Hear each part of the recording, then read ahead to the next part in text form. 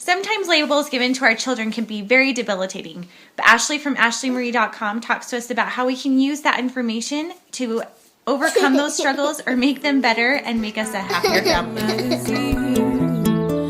So you mentioned that your husband has Asperger's, as well as 3 of your 5 children, and possibly the younger ones you're not quite sure about.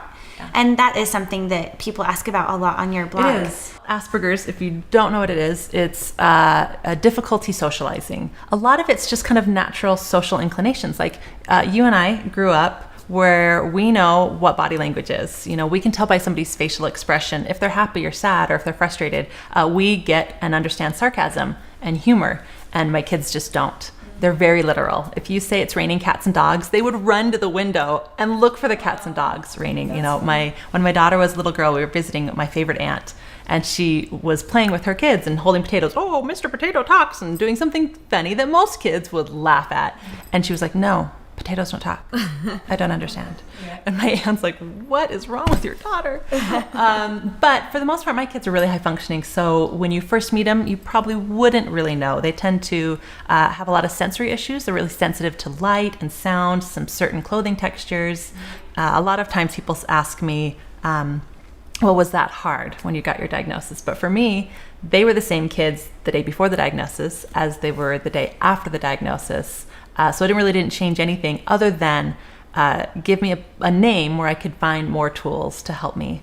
That's interesting. And I love that they have those tools, because I know I was just talking to a neighbor the other day who said the moment that teacher found out my son had ADD, she wrote him off and ignored him the rest of the year. And it's so frustrating because you want the teacher to, have those tools, but sometimes they just don't have the training. I think that's a huge struggle that people, and a lot of reasons parents don't want to get their kids diagnosed is because as soon as there's a name to it, then they get written off. But at the same time, we're all a little judgmental. And I remember being at the grocery store before I had kids, and that mom with a troubled child, and going, oh, can't she control him?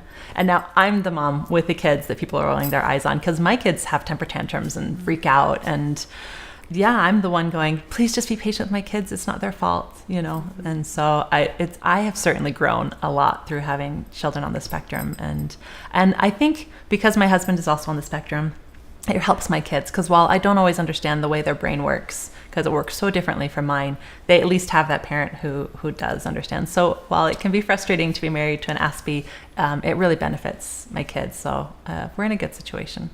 So if you could wrap up just aspects of who you are as a mom and as a creative person, what would those things be?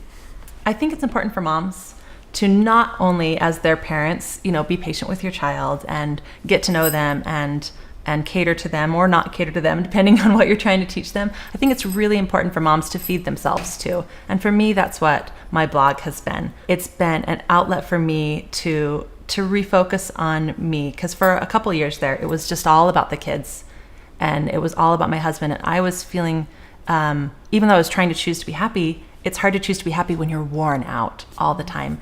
And so by feeding back into that part of my life that I'd grown up with, that creative side, it saved me in a way. And so while it's time consuming and while I don't get a lot of sleep, it makes it all worth it for me. Finding that balance and being a mom and being a creative, business owner at this point, because it really is a business. It's all about, just for me, if it's not happy, I don't do it.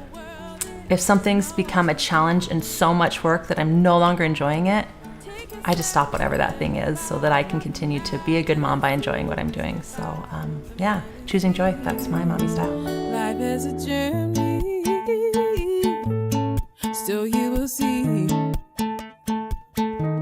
It's okay to dream and be what you want to be, yes.